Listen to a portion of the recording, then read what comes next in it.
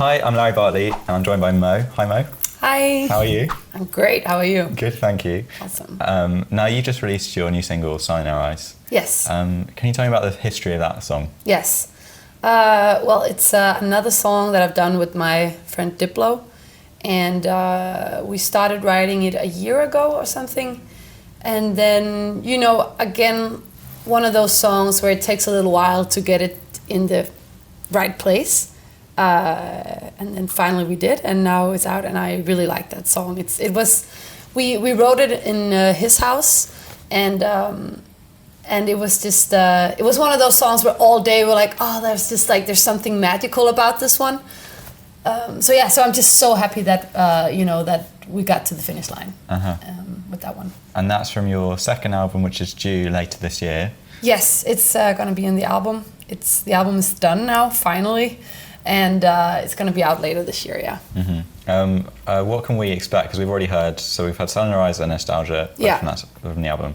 They're both kind of different to your previous material. So, what can we expect from album 2? Well, album 2 has been 4.5 years under the way. And so obviously in 4.5 years, a person goes through a lot of phases. And some of the songs on the album are going to be...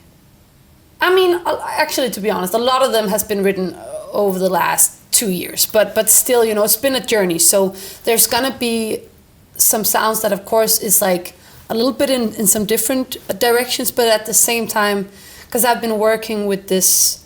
I've had an executive producer on the album called Stint, who's amazing, and he's been helping me making it all fit together. But still, it's not like every song's sound has the same rhythm or the same thing. It's still what do you say? It has different vibes on it, but it's still connected. Okay. So yeah, it's hard for me to analyze on it, a little bit, because I've been so much in the process of making it over the years, and I feel really happy about it. I feel like it's really personal, and I love how it sounds and all these things. But it's really hard to look at it with different glasses, especially before it's out. I think once it's gonna be out, there's probably when it's out, there's gonna go a couple of months, and then I can look at it analytically, But yeah. You've worked with lots of people in the last few years. Has that affected your way of writing and making music? Yeah, it has. I definitely think so. Again, when I started writing second album, it was my first time ever in LA and going into all these sessions with different people, different top liners and producers. And I was so scared of it. I was just completely but I don't know what I want. I don't know who I am. And so, but slowly I learned, because I think when I started doing the whole session thing, I was so scared of losing myself, because I used to always sit and write my own songs. But then over time, I started to just relax more into it and be it's a tool, it's a great way to use these brilliant people to help you dig out something in yourself that you didn't know you had, And then at the same time, you can do the thing, writing your own songs and be super personal and weird and whatever. But then a combination of those two things, and also, of course, finding your team of people that you want to work with. That's, I think, the golden combination, whatever you say. You recently finished the UK and Ireland tour. And you had Scott and Anna of the North supporting you. Oh my God, yes. How was it? Anna of the North is amazing. And Scott is so amazing. I was so happy that those two girls came out for the Brixton show. It was I don't know, I was just, I just always, when my career started, I was always I hope that one day I'm gonna play a big show in London and I'll have these awesome people supporting me. And I don't know, it just felt like a moment like that in Brixton, that I was really proud of that evening, And it was that was a side note. It was a great tour. I love touring in the UK and Ireland, because I feel like there's such a energy and people are so present. I really feel but that's also, I think sometimes when I tour in the UK and Ireland, I get extra nervous in a way, because I feel you can't fake it, I have to be so naked in the moment, which is a really good thing, because I feel it, it's yeah, it has to be really real. I hope that makes sense. No, I'm Danglish, but yeah, I hope you know what I mean. So it was really great, and it went well. Yeah. You mentioned Get It Right just now. Yeah. Can you tell me about, like, because you've worked with Diplo loads of times. Yeah. What was it about? Like, what was this song like, creating it and then making the video and like the dance? Yeah. I actually loved that whole process. Like, I remember this song, as I remember it, I was really hungover that day, and I was driving out to Malibu. There was like a writing camp out in Malibu or something like that. Diplo and Skrillex, they had the house out there.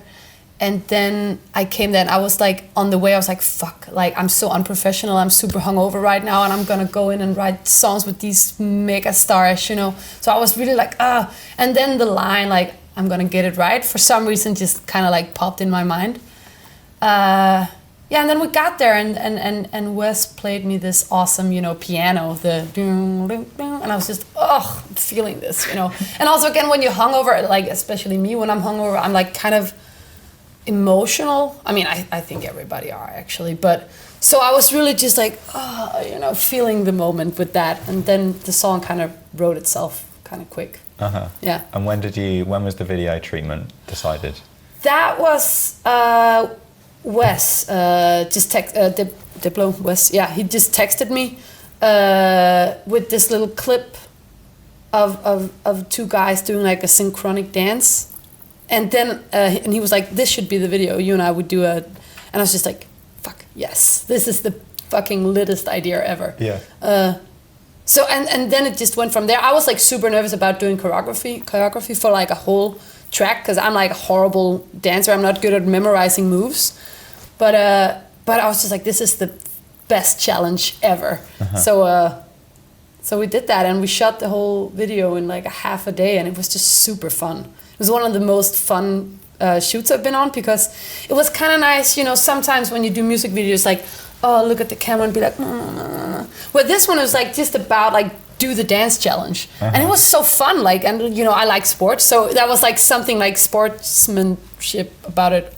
You know what I mean? Yeah. So yeah, it was really fun. I saw videos of, I don't know if you were there at Coachella because Diplo was teaching other people the dance. Did you see this? No. Right. Okay. Yeah. So like it kind of became a little thing. That's amazing. So he's teaching people how to dance? Yeah, I think like Alma and maybe Charlie XCX. It was that kind of little crew. Oh, right. Yeah, that was in the backstage before my show, I think, right? Right, yeah. Yeah. All right. How was Coachella for you? It was amazing. I thought it was, I don't know, it was like such a milestone for me to play Coachella main stage. It's like, I can't even, when I say it out loud, I'm like, I can't believe that actually happened. And I was just so relieved that it went well, nothing went wrong. I was just so terrified before going on. But then it was great, and it went well, and I was so happy to have Diplo and Charlie there joining me on stage. It just, I don't know, it just made me feel like, I don't know, I was, what do you say, euphoric? Euphoric, like it was one of the biggest milestones in my live career, I think, for sure. Okay, so I want to talk about a few of your collaborators now, because you've got many, like, it seems like friendships with lots of musicians. So firstly, Diplo, you've worked with him since 2014, 13? I started writing songs with him in 13, I think. Right. Yeah. And how did you first meet? Well, it was this thing, again, I had said in some interview that I was a big fan of Major Lazer, and that they were like my dream collaboration. And then someone on Twitter had tweeted Diplo and been like, work with this girl. And then he had tweeted back that they loved me, And then I freaked out, obviously. And then we just tried to get, like me and my management, we tried to get a team, like a connection. What do you say? Like a contact? A way in, contact, yeah. And then we got it, and he was up for doing a session. And so we met up in Amsterdam, and I got some beats, and then I just started, because again, back then, I wasn't really used to sessions and stuff.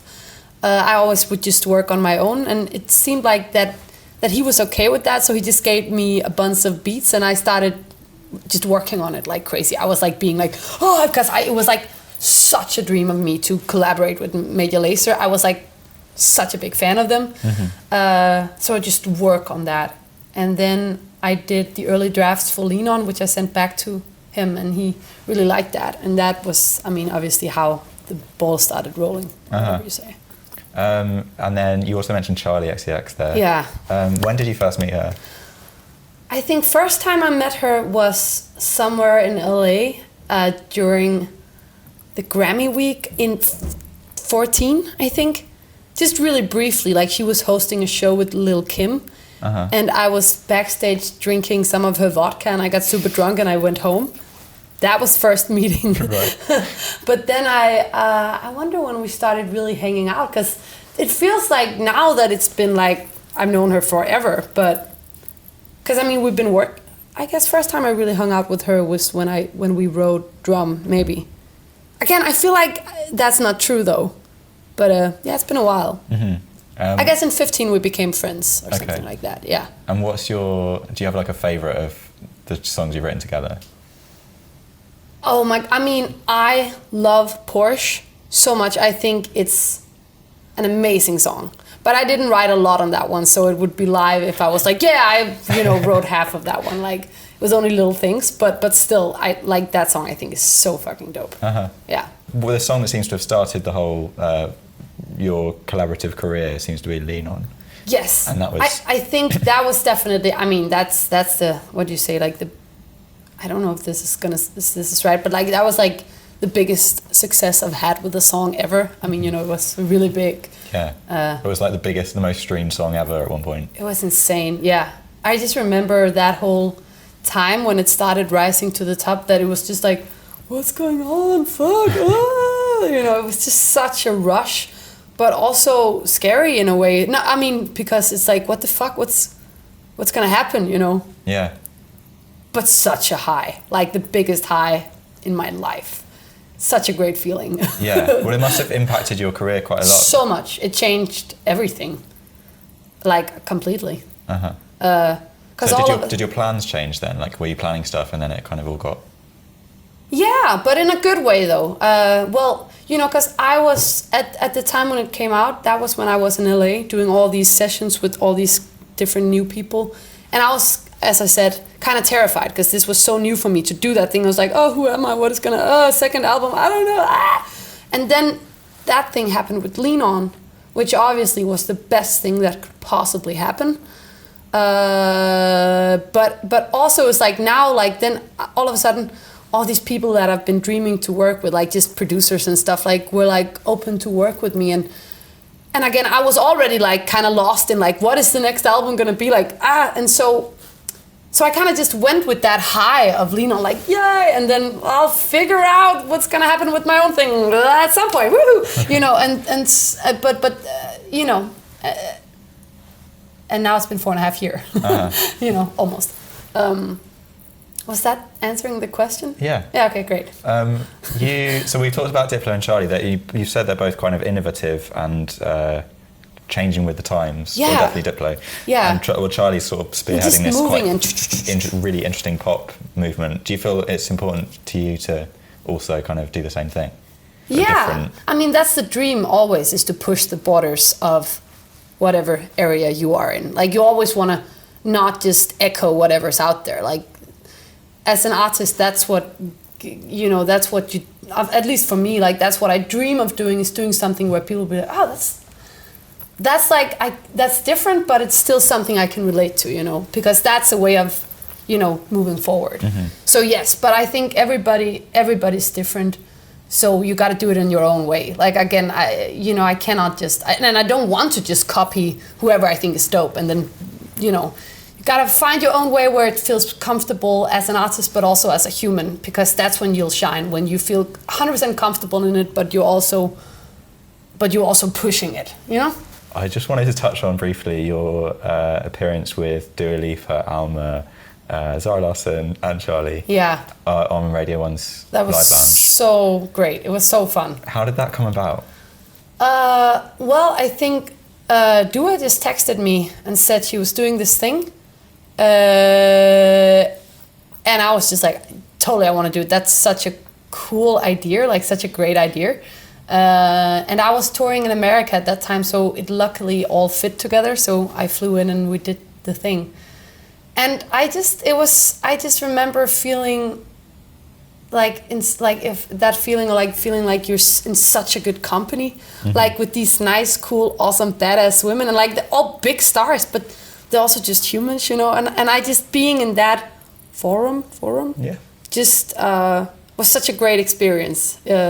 It was so, I love the song so much. So it was also just really fun to shout along on a song that you love. Yeah. Always. But just in great company, you know. Uh-huh. How did that experience in a sort of gang group compare with more your punk band from, when was it? It was 20... It was, well, we were 17 when we started. I think it was 2008 that it started, I think. And then up until my own career as Mo started in 12. So it was five years. Yeah. Yeah. How does it compare? Well, I mean, something about the energy of like when you are with friends and you sing together. Like that thing when you look at each other and you sing along, there's something so powerful and so wonderful about that. And actually I remember having that feeling when Charlie came in doing Porsche with me on Coachella as well. It was like, it's such a rush, like to stand on a stage and like look into someone you really like or adore or whatever, and just you know, yeah, it's so nice. And I remember feeling like that when we did the live lounge, because I mean, I was obviously pretty nervous because it's live, you know, and live lounge is like a legendary thing. So you wanted to do good, but it was so nice because I felt like we all had that like, yeah, this is fun. Like we're here together and it's cool and we want to do good. And it's like, oh. So it was, yeah. But so that feeling reminded me of being in the punk band with Josephine back in the days, because we had that thing. Like we were both super nervous always before a show. But I gotta say though, back then we were really young, so we would be shit-faced before every show. So it was just, you know, it was so awesome. Yeah. Do you miss it? I do, but it's hard because you know that thing where you look back at things and you're like, oh, it was so amazing. Yeah. But at the same time, you cannot really, you can't go back. It's like, it's good and it's right that it was in the future and it was a great moment and you'll remember it forever, but it's not like you want to necessarily relive it, or it's hard to explain. It's just like, it's so great for what it was, you know? Yeah. But yeah, I do miss it though. I do miss that thing of being in a band, I guess. I know that there's this sort of like mythology where you encountered Spice Girls aged 7 or something. Oh my God, yeah. And then that was like it, you were going to be a musician. Yeah. When did you write your like first song? But seriously, it was right around that time, because I just remember, again, I was seriously obsessed with the Spice Girls. And as you say, it was the first time I was ever like, oh, this is what I want to do. This is what I want to, you know.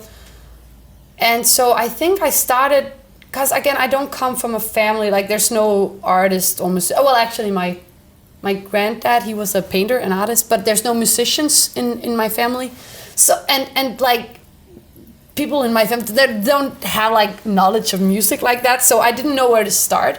And that's why I think the only thing I had musically was like we had inherited this piano. So it's just like, if this is something I really want to do, I have to start doing it myself, because we don't have the money for me to go to like one of the music schools in the town, you know, and like, so I have to figure it out kind of myself. And so we formed groups and started writing songs. I think it was just around the same time as Spice Girls, maybe a little bit later, like maybe 97, yeah, 97, around that time. And so I just started writing songs in super bad English, because I couldn't speak English, but I was like, well, the Spice Girls sings in English. And also we had this Danish group called Aqua, if you remember them. Was that Barbie Girl? Barbie Girl, right, yeah. And so I was just like, okay, it's gonna be in English, even though I can't speak English, but, you know? Okay, and then that morphed into more when you got into punk and stuff? Yeah, I think like, because just again in the what do you say, early years of high school, I don't know what you call it, we would have like all these groups, and again I would write songs and we would do songs and performances at the school. But then when I became like 13, 14, you know, started dressing in black and being like into alternative music, I had like tons of like different rock bands and projects. And then at age 17 or something was when me and Josephine formed more. And then that became like a, what do you say, like a thing in the underground or whatever. One of the first, well, not the first songs, but you got a lot of attention from your cover of Say You'll Be There. Yeah, right. Is that, it feels like that kind of combined all of your musical path up until that point, like the kind of Spice Girls and then the sort of darker... Right, yeah, I'm glad that you view it like that, because I remember thinking, oh my God, I so want to do a cover of a Spice Girls song, but at the same time I was like, but it has to have that mellow like kind of darkness, but not too much, but just a little bit, you know, like just to... So I was really happy about that one. It was funny how it really got a good reaction, and I was so happy about that, because I was kind of scared, because again, it was like a tribute to one of the first, the band that got me into wanting to be a musician. If, because they're meant to be doing a tour or some kind of shows. I know, but is it going to happen? Because Victoria says no, and then the others say possibly, I don't know. But if it did happen, would you want to work? Would you want to support them? Would you you just go and be like a fan? I would want to do whatever I could. I would try and get a ticket. I would have to get a ticket, because one of the biggest traumas in my life was that when they played in Denmark, I couldn't go. And I was just crying, and me and my friend, we were like, because my best friend, she got tickets, she won tickets or something crazy, so she went and saw it with one of our other friends. And then me and my one of my best friends, we were just like, you know, so sad, like we were just broken, and we hated our parents. We were just like, fuck yeah, you know, because we couldn't go. It was so horrible. But then we had all the Barbie girls, so all night we would play with the Barbie girls, like, and pretending that we were at the show or something, and just you know.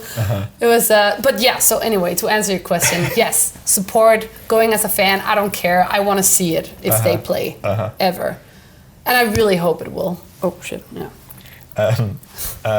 Is there anyone, I know like this is your entering album time, and so it's like solo stuff, but is there anyone like you have your eye on working with in the future?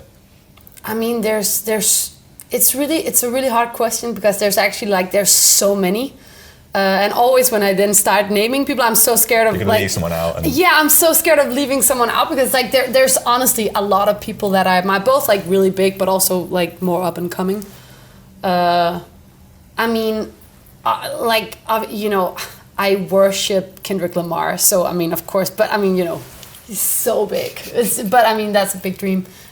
Same with Rihanna. But then like Princess Nokia, Grimes, Santi Gold, oh my God. And, you know, I don't know if Kim Gordon does collaborations or anything, but like I would love to work with her on something one day. But I mean, I'm gonna sound like such a douche right now. I can see Grimes happening. Like, I think that would happen. I don't know, but there's a lot, yeah. So what else have you got coming up in the near future? Well, I should just say, like right now, for me, everything is just all about the album. It's been under the way for 4.5 years, you know, and so it's such a it's just such a relief in a way to just finally have that out. And so that's gonna come out, and then I'm gonna be touring, and but right now just preparing for that, doing all the things you do before an album drops and stuff. And I can't really see beyond that. Like after that, I'm definitely gonna go into the third album process at some point, but right now it's just all about the release of that. Okay, well, we can't wait. Thank you very much. Thank you.